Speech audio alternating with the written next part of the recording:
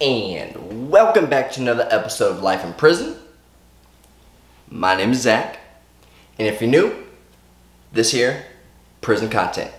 If you haven't already done it, go ahead and hit that subscribe button, hit that bell notification button so you'll be first informed when I upload.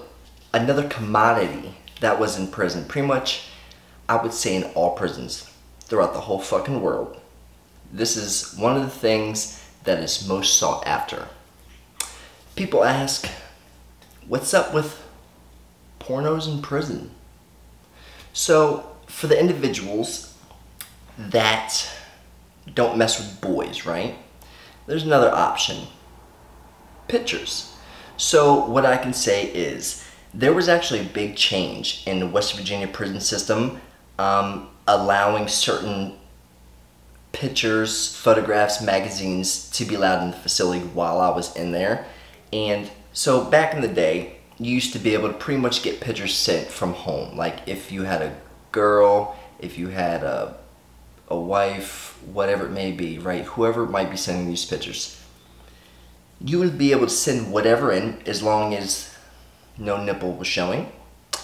And as long as other areas obviously wasn't showing. Don't get me wrong, at the regional jail back in the day, they would let you slide, you know what I'm saying? Just because they knew you're locked up and you have no other form of access, especially in the jail. Because in prison systems, they allow magazines. But in the jails, they don't allow those sorts of magazines, okay? So, in the regional, because as before, and as always, before you go to prison, you go to jail. So, we'll start at jail. So in ERJ, back in my heyday, between 2007 and 2011, during my heyday when I actually used to get locked up, back then you could pretty much get pictures sent from home. You know, you get this cool CO and they let a little nipple slide, or maybe some butt cheek slide, you know what I'm saying? Then they started tightening up. You weren't allowed to get any photos, you know, as long as cleavage was showing, that was fine. Leg spread, that's a no-go. You know, obviously no form of penetration at all. No cucumbers, no rabbits, no nothing near any orifice. You know what I'm saying? Now, I would say that you can't even get pictures sent from home, like Polaroids, regular Kodak photos. You're not getting any of that stuff because everything is photocopied because of drug issues, right? It's been happening for years. No magazines. I do believe you could get, like, at the regional, I do believe you could get, like, Maximum magazine. It's not anything crazy. It's some swimsuits. You can get some Sports Illustrated swimsuit edition. I do believe a few people would get Victoria's Secret magazines. They don't show anything, though, you know what I'm saying? But at the end of the day, if all you can get is all you can get, beggars can't be choosers, right? So, moving to prison. So, back then, when I first started my bid, the West Virginia prison system, DOC, they actually allowed penthouse magazines. So I'm gonna start with things that were allowed and then things that we had. So Playboy, yes, you could get Playboy. Now, while I was actually locked up, Playboy had then switched over from being what it was to not anything at all, pretty much. People would order Playboys. You would have people's pictures, you know, you walk in their cell and there'd just be Playboy pictures splattered everywhere. It only shows so much, pretty much, you know what I'm saying? The juicy ones was the Penthouse. So at the time, you could order Penthouse when I first got locked up, right? Penthouse was still accepted. Now, Penthouse didn't have penetration, but it had full nudity, okay? You could get the top and the bottom. Unlike Playboy, where it was just the top. You know, at the end of the day, it's okay to have the cookie, but when you want the whole cake, you want the whole cake. You know what I'm saying? They allowed Penthouse. You know, people would barter them up, and honestly, they'd be going between depending on how many pictures were torn out and how juicy the pictures were. They would range price-wise between $5, $10, $15 maybe. You know what I'm saying? This was at Huttonsville. This is a level 5 yard. Mind you, I've only been on level 5 yards. I've never checked in. No checking over here, bub. Huttonsville and Mount Olive. They're the only two. And they're the only two that I ever went to, so it makes sense. At Huttonsville, the magazines would go for so-so. Fox magazines, now this is where it gets juicy. So the difference, it's crazy because the difference between Huttonsville and Mount Olive is a big leap, because at Huttonsville, they stopped allowing the Penthouse magazines. But at Mount Olive, not only could you get Penthouse, you could get Fox magazines, and these are full penetration magazines, as in they're fuck bucks, okay? So up there you could have the Fox magazines, you could have the Buttman magazines, you could have, you know, what literally anything you could think of other than children, pictures, like magazines of children, obviously, because with being up there you have so many sex offenders on the yard. Now I know a lot of these other prisons, you know, people would be like, you know, we never let a sex offender walk the compound. You know, a lot of people had that opportunity. Unfortunately, in West Virginia, with only being 2 maximum security prisons, you was on the yard with a toucher right next door to you. There was nothing you could do about it. You could say, oh, I beat his ass. Then you're going to go to the hole and then come right back out and be right next door to another chomo. So if you just want to go back and forth, that's up to you. Pick your battles. It's easier to make money off them than keep beating them up. You know what I'm saying? So up there, you can think of anything. I've seen feet fetish magazines. I've seen voluptuous magazines. I've seen 60 plus magazines, 50 plus, 40 plus, 30 plus. Honestly, my MO is the 40 plus. I'm not gonna lie, I love a fucking MILF. So up there, they have a bunch of different magazines, right? But at Mount Olive, it's different. Like I said, you got people that are going home never, life without, or 100-year sentence plus. And most time, if you got 10 years and up, you're going to Mount Olive. Most of those guys up there are never going home. So they have a lot more options. But at Huttonsville, it's still level 5 yard, but you got a lot of dudes that are level 1s up to level 5s. With me being on the gang unit, that's all I was, is single cell my whole ride, which is a lot easier, especially in these circumstances. You gotta think, a lot of people say having a cellie would make time go by, especially during lockdown. You're absolutely right. But then again, you gotta weigh your options. Is it worth having someone to possibly talk to here and there during your lockdown, or not having to ever worry about anybody else fucking up your shit? That's the only thing I'm cool. I was completely fine with that having a cellie. Plus, you never had to worry about pooping in front of another man, or even possibly jacking off in front of another man. Because that's another thing you have to realize that, oh, that's fucking disgusting. So if you have a cellie, right? I never had to deal with this, thank God. But if you had a cellie, right, and you're locked down 23 hours a day, the only time that you're gonna have alone time is if you go to the shower. You know what I'm saying? Other than that, you know what I'm saying? If he's trying to come in the cell during the daytime, like, you know what I'm saying? Now, don't get me wrong. A lot of people that had cellies, they'd be like, look, I'm going here to fucking spank one out. Leave me the fuck alone. And they would, you know what I'm saying? At the end of the day, it's, the things that people talk about in prison are completely different than the things that people talk about out here. Whenever I'd get out and I'd be joking around with my friends, a lot of my friends would be like, bro, you definitely tell you just came from prison, because that shit's kinda sus. You guys know how sus individuals talk on a daily basis in prison. You know what I'm saying? It's just, it's regular life. Like, people don't even think about it, to be honest with you. Like, as long as, it's like this, at the end of the day, as long as you know where you're at as a man, I don't give a fuck. That's pretty much everyone's attitude. So not having a cellie was a lot easier, being able to go off and have some alone time. Not only was magazines a commodity, but since we had the opportunity to have PlayStation 2s and Xbox 360s, now the DVDs come into play. Couldn't tell you how the DVDs got in there. Honestly, I would have to assume that these burnt DVDs. So a lot of these dudes that came from work release camps, you gotta think, so with these, if you're level 1, right, and you go off to a work release, you're literally living in a dorm with a bunch of dudes and then walking out of the dorm into freeness, into society amongst us right now. A lot of people would get these DVDs or these different types of magazines, and then when they get shipped to a higher classification prison, it would just be hidden in their belongings. And then now us at the, level 5 yards at the maximum security side, now we have the availability of being able to get some of these items that we would have never gotten before. So that's how you'll get, Backyard Sluts 9 or The Librarian Next Door.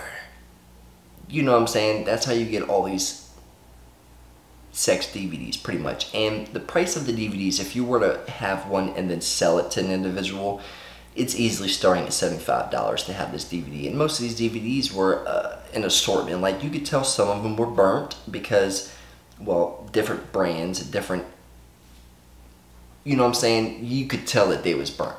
People didn't care though. People did not care at all. It doesn't matter. As long as that thing worked, then it was working. You know what I'm saying? So what a lot of people would also do is rent out magazines and or DVDs and systems. So you gotta think there's a hustle in everything, especially in prison. So if you're an individual that might have an assortment of pictures or magazines, then you could then rent these things off to people for a couple soups, a couple dollars, who knows? Be like, hey, look, man, let me rent that magazine out. Sure, I got you 4 soups. Come up. Now, if you were to mess up the magazine, and trust me, these individuals know how many rips there are, how many stains there are, how many tears there are. Do you get what I'm saying? So if you bring this item back and it's messed up, then you're gonna have to buy that. And sometimes you might not have all the money to buy the thing in complete, opposed to just ringing it off for about an hour or so. So people would make money off these magazines. Then again, you have these DVDs. Now, if someone really fucked with you, then they would rent you their Xbox screen and DVD for about $10, 2 hours, you know what I'm saying? Or it would be cheaper or more expensive, depending if people fuck with you or not. Because this is the reason. You're taking the risk of taking someone's $700 setup, if not $1,000 setup, because you're paying $400 for the Xbox itself. Then you have to buy the screen, which is another $300. Then any of the controllers is $60, and then games is however much, right? So say if you were to take someone's Xbox into your cell, or PlayStation, into your cell with their controller and their screen and their DVD, right? You put your little sheet up in the window, letting everyone know there's business going down in here, so get the fuck out. But before it gets to the hole, they're gonna make sure it's yours. And if it's not yours, that shit is getting thrown away. So now you're sitting in the hole, owe someone $1,000 when you get out. Would that make you sick? Yeah, I know. It makes a lot of people sick. And a lot of people have gotten fucking stabbed over exactly that same situation, right? So a lot of people would rent out their little systems and hookups, right? I mean, don't get me wrong, I've seen a few of them get bopped like that, like hit, but most of the time, the individuals let the people keep the Xboxes and 360s, to be honest with you. Everyone's different. All these CEOs are different, so just taking that risk is a big no-no, because people are taking the risk of getting all this shit hit off, right? So people would make money doing that with the pornos and stuff, right? Also, there was a company that you could order pictures off of. You could get a variety of pictures in West Virginia prison system, and a lot of people would have these binders filled with photos, and they would then rent those out. You know, it was definitely a good money maker, because these catalogs that you could then order off of, they had a list of different types of people or different types of photos that you could buy, right? In a regular 7x8 picture, right?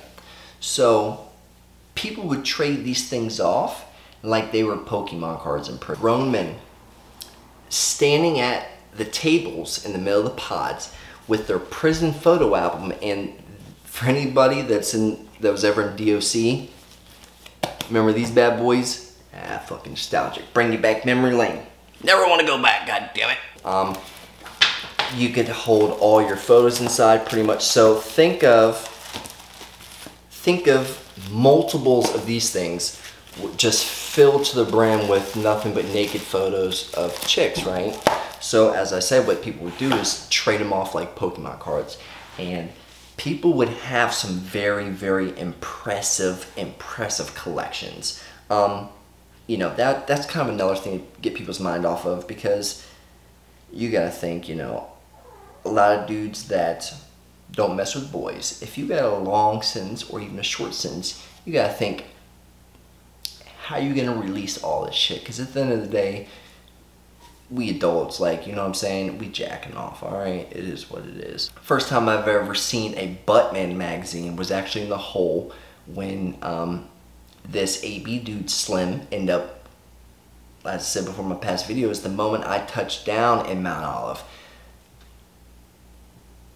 a fucking patched up AB member, you know what I'm saying, hooked me out on the hookup. Like I said, he gave me a bunch of fuck magazines, some coffee and shit, right? And I was like, yo, if no one knows what Buttman is, Google it. That's it. Just Google it. It's different. No. You know what I'm saying? So up there though, the options that people had was a little bit vast. So up there, not only, like, Penthouse was not a thing up at Mount Olive. Like at Huntsville, it was, you know, a high commodity. At Mount Olive, people weren't worried about Penthouse. The reason being is because up there, you could have penetration magazines, as in these niggas is fucking in the magazines. Like, and these are things you don't have to hide from the COs. When I tell you, there's a few individuals that would have major collections, right? I mean, dudes that are doing life sentences that have 400 or 500 magazines. You know what I'm saying? They have a collection, and it would blow your mind, because people have trunks up there, you know, big trunks, and they would be trunks just full, you know what I'm saying? At the end of the day, you gotta do what you gotta do, you know what I'm saying? They'd rent these magazines out, you know, whatever item it is, or items for an hour or overnight, or you could buy them. Honestly, places like that, the magazines are a lot cheaper. You could get a magazine for $2-3 opposed to 5, 10, 15, 20 and up, especially if it's a penetration magazine. If you had a penetration magazine at Mount Olive, it'd go for, like I said, $2, $3, $4, $5, right? At Huntsville, Olive Gate, it's going for $40, $50 just because it's a penetration magazine. You're not getting that stuff down there. I'm not sure about now, because like I said, it's been a minute since I've been locked up, but Mount Olive, you have a lot of other individuals too that, you know, they would have the magazines for the LGBT, you know, Q individuals and stuff. The only thing that, as I said before, you couldn't have was any pictures involving minors. It didn't matter, you know what I'm saying? Like, you didn't want to go that route anyways, especially the individuals that have sex charges. If you have pictures of minors in your cell, you're actually going to get in trouble for that. So everyone pretty much stayed away from that shit. A lot of individuals that come from my circle sometimes don't have the same opportunities as all, right? So this is what I want people to understand. Not everybody is the same, right? Some individuals get out and get back on the same thing, right? Start getting high, start going down the same path. Get back locked up for stealing stuff, or for selling drugs, or becoming a junkie, right? Some people go down the same path and just don't learn. Don't fault all for those who fall again. If you have an individual that's trying to not only do good for themselves, but for all, at the same time, trying to learn and grow and do good, right? Why would that be an issue? Wouldn't you want to see individuals get out and try to prosper and do something that not anyone has done yet, right? I mean, you would think that you would want to see one of your brothers grow, right? To me, it makes sense. I can't understand why people would hate on an individual that's trying to do what no one else has done. You get what I'm saying? It don't make no sense to me at all. Ain't nobody better than anybody else, right? The only thing we can do is try to better ourselves. If people don't try to better themselves, that's not my fault. This was just a short video on pornos in prison, baby. Brown chicken, brown cow. As always, I send my utmost love, Lord, to respect. Keep y'all heads up and have a good motherfucking week. Yeah.